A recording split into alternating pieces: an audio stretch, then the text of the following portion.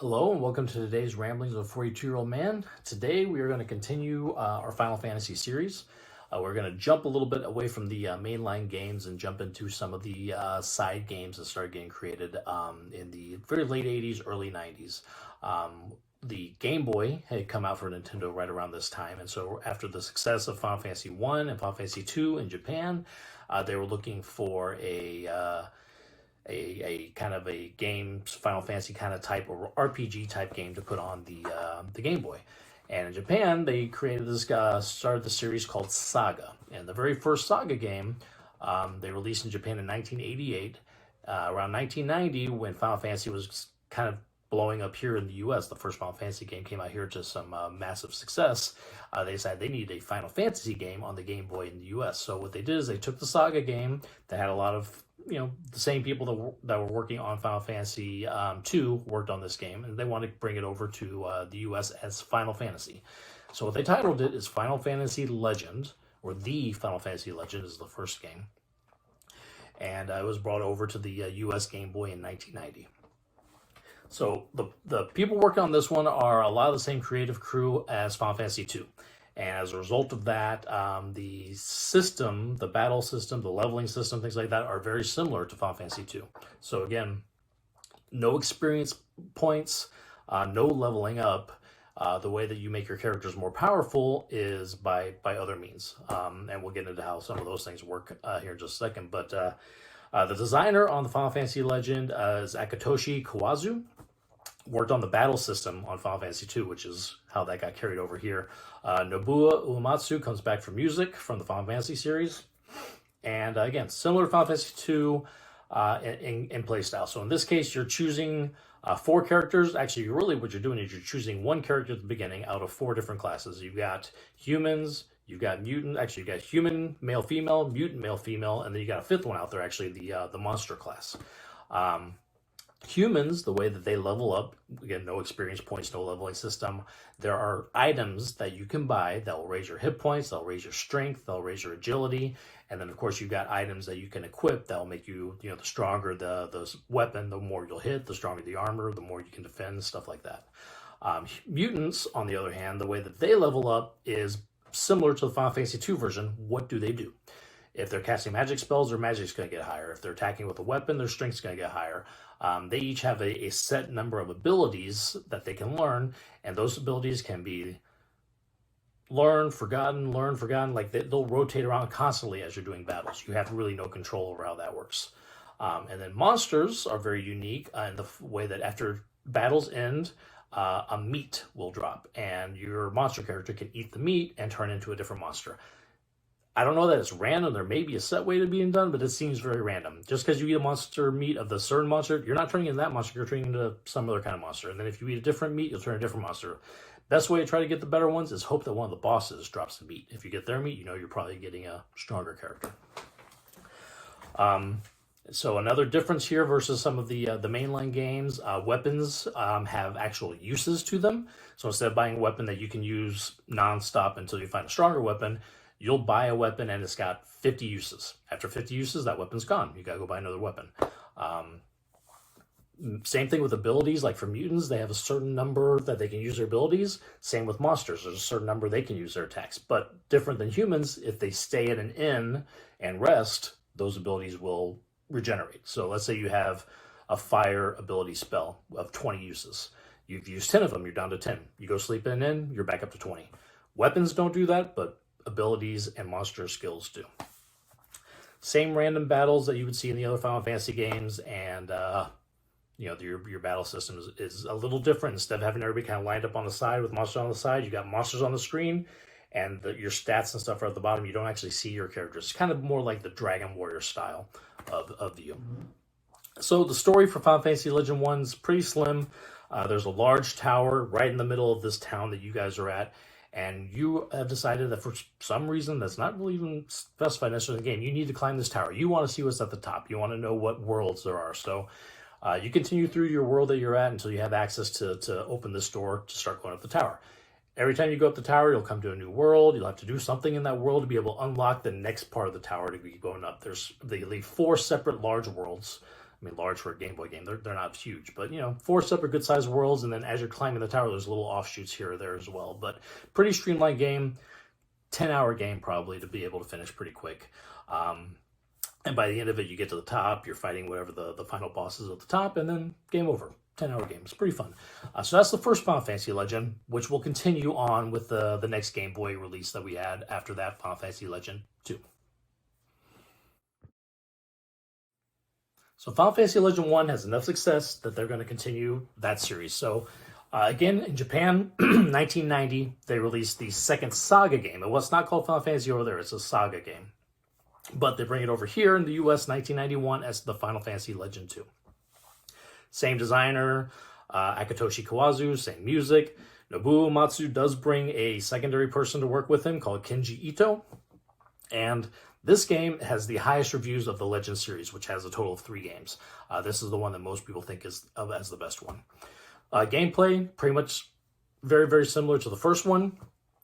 You still got your human characters, your mutant characters, your monster characters, and there's another one, a class now, robots. So humans and mutants now, kind of similar to the mutants from the first game, their stats increase based on what they do. If they're attacking, their attack's going to increase. If they're using magic, their magic is going to increase.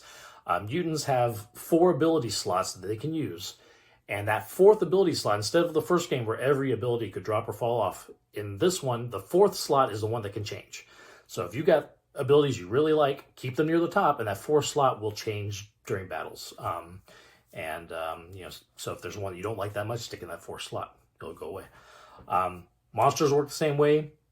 After battles, meat can drop. They can eat it, turn into other monsters. And then robots. The difference with the robots. So robots can equip weapons and armor and items. They can equip them, and each of those things has a specific amount that they will raise a robot's stats. So if you equip a sword, you might raise your robot's stats. Like his strength might go up 10 with a sword. Or if you equip like a ranged weapon, like a bow, his agility would go up a few. If you equip armor, his defense will go up, and so forth. So as you're getting at it, and you can add more. You know, a robot doesn't have to just have one sword equipped. He could have like 3 different swords, and it'll make his attack just keep going up that much more. So that's kind of a fun addition to this game. So the story of this one is just as slim as the first one, honestly. Again, there's a tower. This is called the Pillar of Sky. And you're kind of going up. Now, there's a little attempt at a story here. One of the characters that you choose, his father has disappeared. And it's funny because you can choose to be a robot or a monster, and the father is still a human character. It's kind of funny. But the father disappears. You and your friends, your 3 other friends that you get to choose, start going up the pillars looking for him. And each step, they're trying to collect these magi stones. So like stones, there's like 70-something of them. As you're going up, you're collecting a certain amount at every world. Once you get it to a certain amount, you can move on to the next world. Trying to get up there until you find your father, you find the end game, you battle for the sake of the world, obviously, like all these games are, and then you end up having that. So, Final Fantasy Legend 2, again, plot's light. There's a little more attempt at the story mode, having the father be part of it and stuff like that, but the battle mechanics stay very similar, and then the classes with the extra addition of the robot is also pretty similar to the first game. And that's Final Fantasy Legend 2. So around this time, in Japan, there's also as they're doing the Final Fantasy Legend, they're also starting, like they have the Saga games, which is the Final Fantasy Legends games, and then they also started a series called Mana. Mana is going to lead us to a different game in the US called Final Fantasy Adventure, and that'll be the next one we talk about. All right, so Final Fantasy Adventure was released in Japan in 1991 as the first Mana game to a brand new series of Mana, which will continue on in games like Secret of Mana, Trials of Mana, and so forth. But very first one released in Japan in 1991, brought to the US that same year as the Final Fantasy Adventure. I'll admit, this is the very first Game Boy Final Fantasy I played. It's got a pretty green box, and I remember that. I remember it a lot. I remember playing it a lot. So this director is Koshi Ishii. Music was Kenji Ito. Nobuo Uematsu does not return, but Kenji Ito, who worked with Nobuo Uematsu in the Legend 2 game, comes to do the music for this one. So this one, the gameplay is completely different from Final Fantasy, any Final Fantasy, the Game Boy or the NES games at the time. It is very similar to the Legend of Zelda game that was at Nintendo at this time. So you have one character, Occasionally, you might have a guest following around, but you're controlling one character, walking around the world map. Enemies are showing up around you. You can attack them live on screen. It's almost more action adventure-based game versus RPG. And then as you go, all the screens are these little squares that as you go to the next thing, it'll jump to the next square, jump to the next square, jump to the next square. The limitations of the Game Boy, you don't just have a completely moving screen. You're jumping screens. So as you're traveling across, you're able to gain new weapons that can help you reach other places. You can go across rivers with a whip that can take you to the other side, things like that. You can knock rocks out of the way once you have an axe. And, so different weapons will allow you to access different places. You got your towns and your dungeons that you can still visit. This one returns stats based on experience growth. So as you're attacking these monsters that are on the screen, your experience points will go up, your stats will go up, your weapons will help make you stronger as well.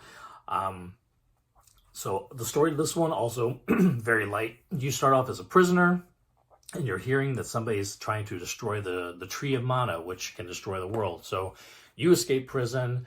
You find the girl who is trying to do the same thing you are, trying to stop that. So you kind of team up for a little bit. She gets abducted, and you spend a lot of the remainder of the game trying to go save her and then save the Mana Tree as well. So you're running across the different worlds, running through dungeons, going everywhere you need to go until you get to the Mana Tree where you're having to defend it. And then you have the end game when you fight the big boss. So again, this one, I remember a lot of fun memories of playing this. I think this was the first one I played all the way through and actually beat, because Final Fantasy Legends 1 and 2 were kind of hard. This one was a little bit easier, and I was able to play and defeat that when I was 11 or 12 years old. So a lot of fun there. And then there's one more game that was released on the Game Boy that we want to talk about, and that would be the third game in the Final Fantasy Legends series that we'll talk about in just a little bit. And you'll see here things branch off a little bit from those first two games. So that'll be our next game. So the last game that was released on the just Game Boy, not Game Boy Advance or DS or anything like the original Game Boy, was Final Fantasy Legend 3. So this was released in Japan in 1991 as a third Saga game. It was brought over to the US in 1993 as Final Fantasy Legend 3. Kawasu did not return to this one. He was off doing the next Saga game for him on the Super Nintendo called Romancing Saga. And that's, kind of continuing that Saga series on to the next level of gaming systems. We could graduate from the NES to the Super Nintendo and so forth. So as a result, the gameplay of this one is vastly different than the first two games. We're back to experience points. We're back to leveling. We do still have a crew of 4 characters we can choose from. In this case, we have just humans and mutants. There's no monsters, there's no robots, but there's a system to get there. So your humans and mutants start off, and at the end of games, or at the end of battles, I should say, not only can the monsters drop meat, but they can also drop parts. If you eat the meat, you're human or mutant. If you eat the meat, you'll turn into a monster. If you eat the part, you'll turn into a robot. That'll make a lot of sense, but it's all right. That's the aspect of the game. So your human stats will increase based on the experience points. Your mutant stats still kind of are going up by usage in battle. That still kind of stays the same from the last games. If you're using magic, you're going to get better magic. If you're hidden, you're going to get better strength. Where your humans are just lifting up based on their experience. And then obviously if you're eating meat, you're going to have monsters who can learn skills as they become monsters. Same thing with the cyborgs. You become a cyborg, they can use skills as they go forth as cyborgs. The story in this case is there's a water entity that is flooding the world in your time, and you are spending a lot of the game putting together a time machine that'll take you to different points in time where you can try to stop this from taking place. So you travel to the past, you travel to the distant past, you travel up into the future. Each step of the game, you're getting new parts for this time machine that allows you to go to different times. By the end of the game, you're able to go fight whoever it is that's trying to use this water entity to flood the world, stop that from happening, and there's your story of the game. So this was the last game released for a Game Boy system all the way up until 2003 when the Final Fantasy Tactics Advance game came out for the Game Boy Advance. So for me, playing the very first Final Fantasy in 1991 or 1990 probably, and then I had these, definitely Final Fantasy Legend 2 and Final Fantasy Adventure. I had those for a long time, and I played them a lot. I never could get very far in Legend 2, but I remember Adventure I played through all the way. The Final Fantasy Legend first game, I've tried a couple times and played through that.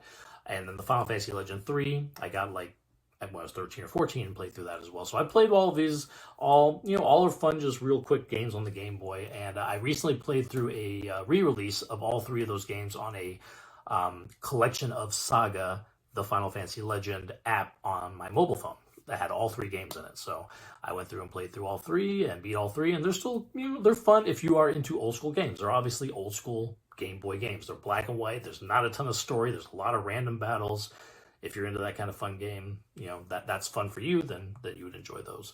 And you can get those on iOS and the Androids as well. So that is the Game Boy system games from pretty much anywhere between 1990 and 1993 that came out for the Game Boy Final Fantasy games. And that'll kind of end our little side rant for now. We're going to go ahead and jump back in the main series next week for Final Fantasy III, which was another game that was only released in Japan and never brought to the US until sometime in the 2000s. So that'll be a fun one to talk about. So get with us next time, and I will talk about Final Fantasy III. Till then, thank you for watching, and we'll talk to you later.